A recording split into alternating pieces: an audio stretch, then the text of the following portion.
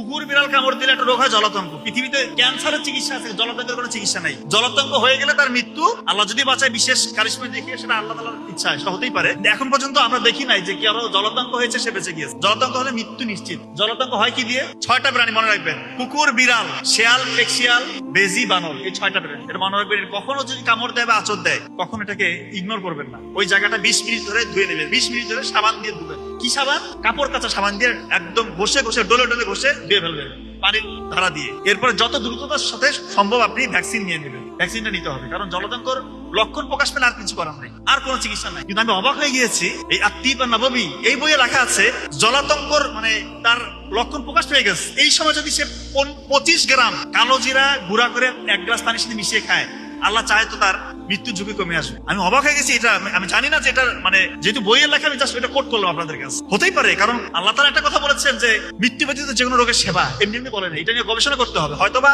কালো জিরাকে কি কোন প্রসেসে অ্যাপ্লাই করলে, কোন তাপ, কোন চাপ, কোন ফরম্যাটে দিলে কোন রোগের জন্য সেবা হবে, এটা আমরা হয়তো এখন আবিষ্কার করতে পারিনি, কিন্তু কালো জিরার মধ্যে বিষয় আছে, এটা আমাদেরকে মনে রাখতে হবে।